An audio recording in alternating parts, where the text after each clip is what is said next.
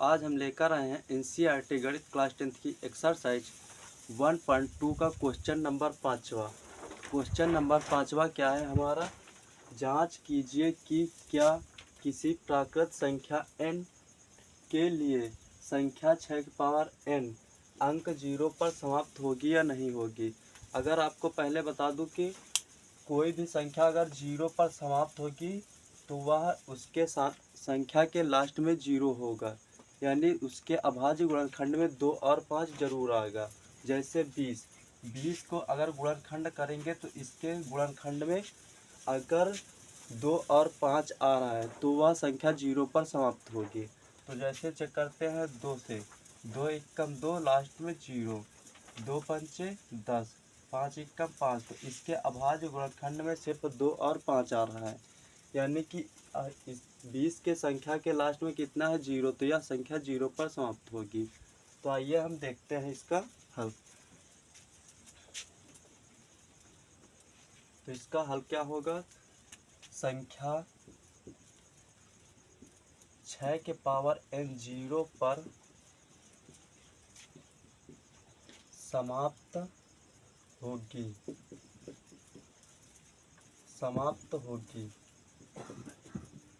संख्या 6 की power n 0 पर समाप्त होगी, यानी कि जब 0 पर समाप्त होगी तो वह 2 और 5 से भाज्य भी होगी। तो फिर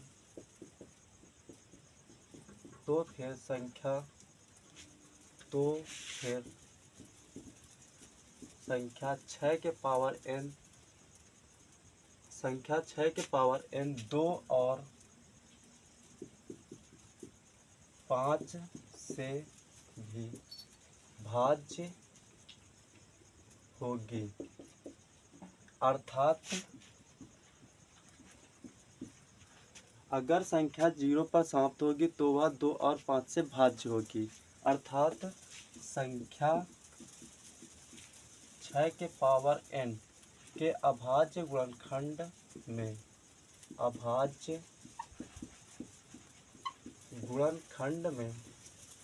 2 और 5 होना चाहिए। अगर वह 2 और 5 से भाज्य है तो उसके अभाज्य गुणनखंड में 2 और 5 जरूर आएगा, लेकिन जो कि असंभव है,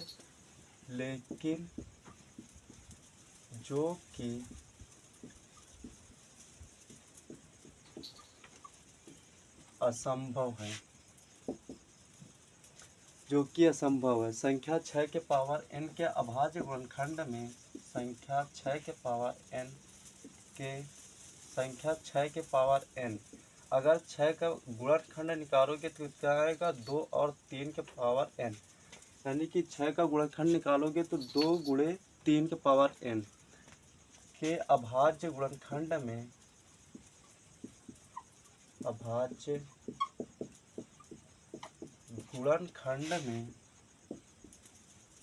केवल 2 और 3 है।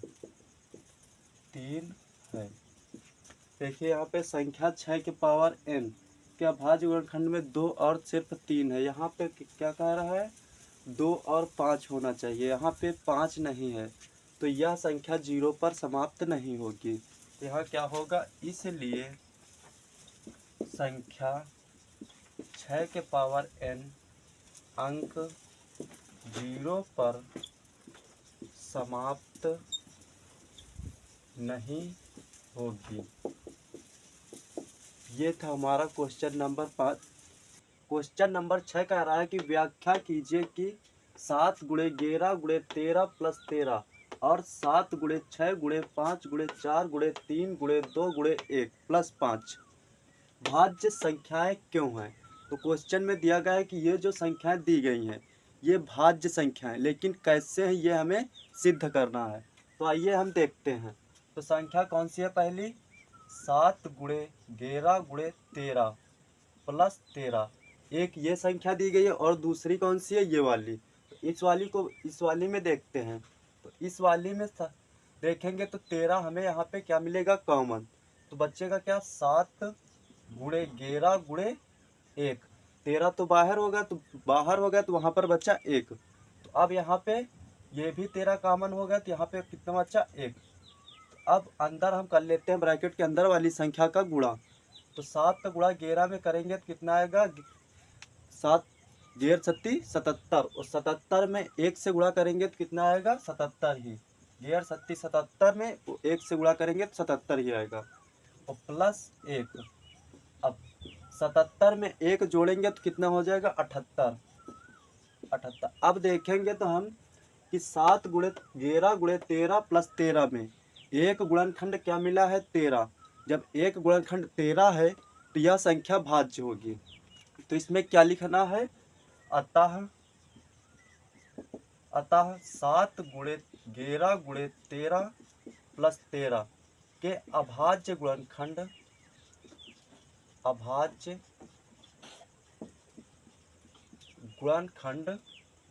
1 से अधिक है, 1 से अधिक है। अब यहाँ पे देखेंगे तो यहाँ पे 13 गुणनखंड निकला, यानी कि 1 से अधिक है। तो यहाँ पे अतः इसलिए यह संख्या क्या होगी, भाज्य होगी। इसलिए यह संख्या भाज्य होगी। इसी तरह इस वाली संख्या का भी निकालेंगे कि भाज्य कैसे है। तो आइए हम देखते हैं।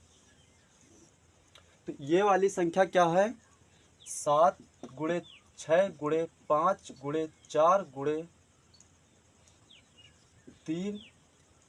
इसी तरह इस वाली संख्या को भी निकालते हैं। तो ये इसमें क्या है, 7 गुणे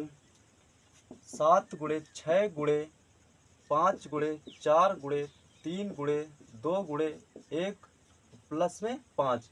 अगर इस संख्या में देखेंगे तो यहाँ पे हमें मिलेगा 5 कॉमन। तो यहाँ से 5 ले लेते हैं कॉमन। तो यहाँ कितना बचा, 7 बचा, 6 बचा, ये 5 बाहर होगा तो यहाँ पे बचा 1। 4 गुणे 3 गुणे 2 गुणे 1, तो ये भी 5 बाहर होगा तो यहाँ पे बचा 1।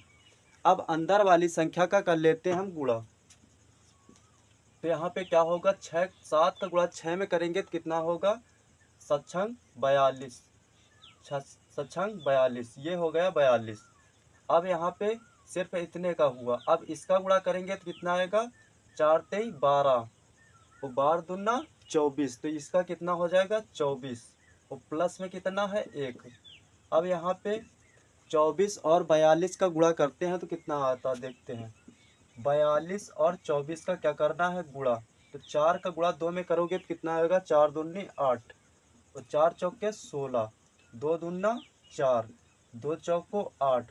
तो अगर जोड़ेंगे तो कितना आएगा, 8 6 4 10, 10 का 0, 8 1 9, हासिल 1 10। तो यहाँ पे कितना निकला, 1008 प्लस 1।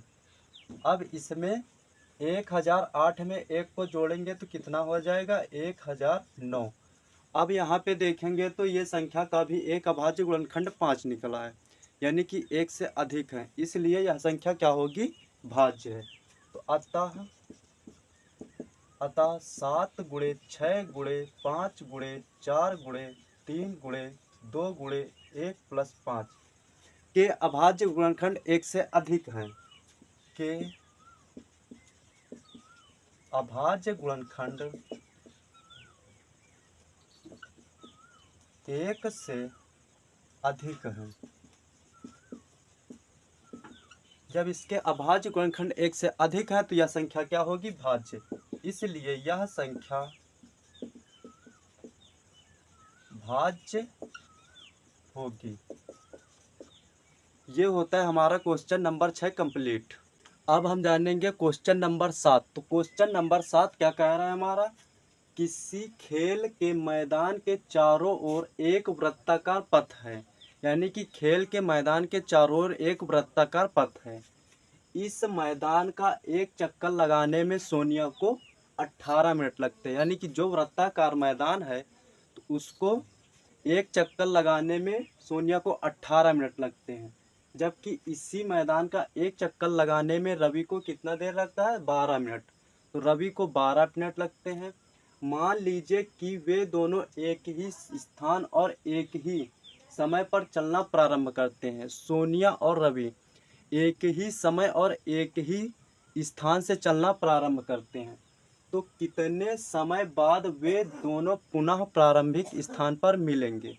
हमें क्वेश्चन में दिया क्या गया है, सोनिया को एक चक्कर लगाने में सोनिया को एक चक्कर लगाने में 18 मिनट लगते हैं। तो ये हमें लिखना पड़ेगा। क्या लिखा जाएगा, सोनिया को एक चक्कर लगाने में 18 मिनट लगते हैं। 18 मिनट लगते हैं। और रवि को कितना लगता है, और रवि को एक चक्कर लगाने में 12 मिनट लगते हैं। तो रवि को एक चक्कर लगाने में